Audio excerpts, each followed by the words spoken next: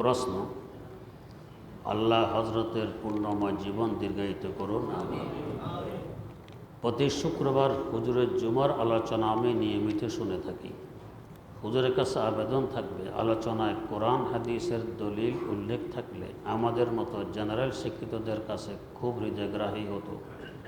বিক্ষিপ্ত ঘটনা কিচ্ছার মাধ্যমে যা অনেকটা ব্যাহত হয়। উত্তর, এ কথাটি একদম গলত কথা। ওয়াজ নসিহতের নিয়ম কি কোরআনে কারীম এবং হাদিসে আল্লাহ পাক বলে দিয়েছেন। আল্লাহ পাক কোরআনে কোনো একটা উপদেশ দিয়ে সাথে ঘটনাটা আনেন, কোনো একটা উপদেশ দিয়ে কোনো একটা ঘটনা টেনে আনেন, তার মানে ঘটনার মাধ্যমে বুঝতে সুবিধা হয়। এটা কিচ্ছা কাহিনী নয়, এটা কোরআনের শিক্ষা। আর কোরআন হাদিস দলিল দিলে লিখছেন যে আমি জেনারেল শিক্ষিত, আমি কি কোরআন হাদিস বুঝি, তো দলিল লাভ হবে কি? আমি তো কোরআন হাদিস বুঝি না। এটা বেহুদা প্রশ্ন। আপসহীন যোদ্ধা ভাই ওসমান হাদি গুলিবিদ্ধ হয়ে 1 সপ্তাহ চিকিৎসাধীন থেকে গত রাতে ইন্তেকাল করেছেন। ইন্না লিল্লাহি ওয়া ইন্না ইলাইহি রাজিউন। আমরা জানি হাকিকি শহীদ যদি আক্রান্ত হয়, চিকিৎসা ইত্যাদি গ্রহণ না করে ইন্তেকাল করেন, তাহলে তাকে গোসল ছাড়াই কাফন দাফন করবে। এখন অনেকেই বলছেন ওসমান হাদি যেহেতু বেহুঁশ ছিলেন, তার চিকিৎসার বিষয়ে তার কোনো জ্ঞান ছিল না, অতএব তাকে গোসল ছাড়াই জানাজা দিতে হবে। এখন কোন ধরনের শহীদকে গোসল দেওয়া হবে আর কোন ধরনের গোসল দেওয়া হবে না, যা লিখেছেন তাই হলো মূল কথা। কোনো ওসিয়ত করতে পারলে বা খাওয়া দাওয়া করলে অথবা চিকিৎসা নিলে তখন হাকিকি শহীদ হয় না। এই হিসাবে চাই আমার হুঁশ থাকুক চাই না থাকুক, এই নিয়ে কোনো কথা নেই। তাই গোসলও দিতে হবে, কাফনও পরাইতে হবে। প্রশ্ন, কেউ নিয়ত করল যে আমি অমুক দিন নফল রোজা রাখবো, পরবর্তীতে সে ওই দিন রোজা রাখলো না, তাহলে কি শুধু নিয়ত করার দ্বারা রোজা রাখা আবশ্যক হবে? উত্তর, জি না, আবশ্যক হবে না, মুখে উচ্চারণ করলে হবে। প্রশ্ন, আমার চেহারায় প্রায় 8-10টি তিল রয়েছে, এর মধ্যে কিছু বড় আর কিছু ছোট, সৌন্দর্য বৃদ্ধির লক্ষ্যে কিছু তিল উঠাতে পারবো কি না? উত্তর, যদি ডাক্তার আপনাকে নিশ্চয়তা দেয় যে সহজে উঠানো যাবে, আপনার কোনো ক্ষতি হবে না, তাহলে পারবেন। প্রশ্ন, আব্দুর রহমান ইবনে আউফ রাদিয়াল্লাহু তাআলা আনহু এর পূর্ণাঙ্গ জীবনী কোন বইতে পাব? উত্তর, হায়াতুস সাহাবাতে পাবেন। প্রশ্ন, আল্লাহ আপনাকে দীর্ঘ নেক হায়াত নসিব করুন।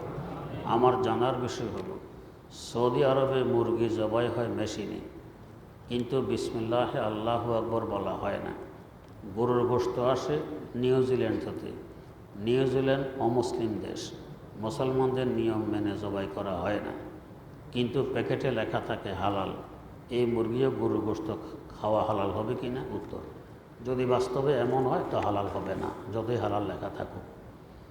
বিভিন্ন কোম্পানি বেশি বিক্রির জন্য হালাল লিখে দেয়, এমনকি মাথার প্যাকেটও লেখা থাকে জবেহা আলা তরিকাতুল ইসলাম, ইসলামের নিয়ম নীতি অনুযায়ী জবাই করা হয়েছে।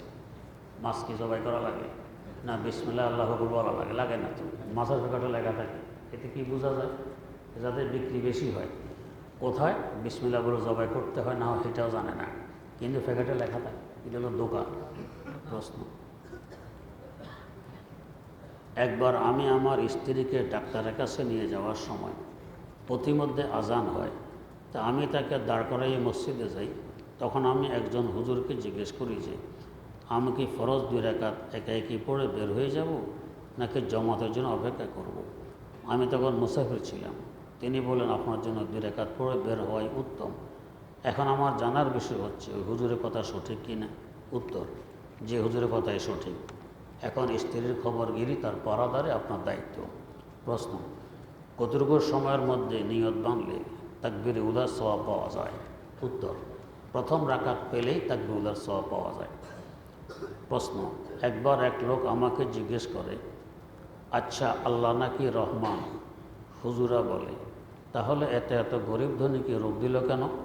কত মানুষ কত কান্নাকাটি করতে থাকে এর কারণে। আল্লাহ রহমান হলে এত হাসপাতাল তৈরির কী দরকার? প্রশ্ন, তখন আমি এর উত্তর কিছুই বলিনি। আচ্ছা হুজুর এর কি হবে, দয়া করে সামান্য বিস্তারিতভাবে জানালে অনেক উপকার হতো। উত্তর, যে পরিমাণ নাফরমানিতে আমরা নিমজ্জিত, যদি আল্লাহ রহমান না হইতেন এক ধাক্কা আমাদেরকে কোথাতে কোথা নিয়ে ফেলতেন। রহমান হওয়ার কারণে অন্তত রোগ দিতেন, না হয়তো আরও আযাব দিতেন। তা রহমান হওয়ার কারণে। দ্বিতীয়ত রোগ দেওয়াটাও রহমান হওয়ার একটা দলিল, যে রোগ দিয়ে আল্লাহ পাক গুনাহ খাতা মাফ করাইয়া তার আখিরাতকে আরামদায়ক বানাইয়া দিয়েছেন, এটাও রহমান হওয়ার দলিল। প্রশ্ন, সূরা আলাকের শেষ আয়াতে সিজদার আয়াত আছে, তাহলে সূরা আলাক শেষ করার পরে রুকুতে যেতে হবে নাকি সিজদা যেতে হবে? উত্তর, সিজদা যাওয়াই হইল উত্তম। আর যদি রুকুতে যান সিজদা নিয়ত করে তাহলে হয়ে যাবে। প্রশ্ন, আসরের পরে নির্দিষ্ট দুরূদ ৮০ বার পড়লে ৮০ বছরের গুনাহ মাফ হয়, এটা কি সহিহ হাদিস? যে হাদিসে কথা আছে। প্রশ্ন, সূরা কাফিরুন ৪ বার পড়লে একবার কোরআন শরীফ খতম করার সমান সওয়াব হয়, এটা কি সহিহ হাদিস? একবার পড়লে 4 ভাগের 1 ভাগ কোরআন শরীফ পড়ার সওয়াব পাওয়া যায়, এভাবে আছে। 4 বার পড়লে এক খতম হবে, এভাবে নাই। প্রশ্ন, কোনো ব্যক্তির অজু মাগরিব নামাজের পূর্বে ছুটে যায়, সে অজু অবস্থায় ছিল, সে কোনো ব্যস্ততার জন্য অজু করতে ভুলে যায় এবং নামাজ পড়ে ফেলে, পরে তার নামাজ শেষে বাড়ি ফিরে সূরা ও ওজিফা পড়ার মাঝখানে মনে পড়ে যে তার অজু ছিল না। এই ব্যক্তির জন্য নামাজ পুনরায় আবার পড়তে হবে, তার আগের নামাজ হয়নি। আলহামদুলিল্লাহ।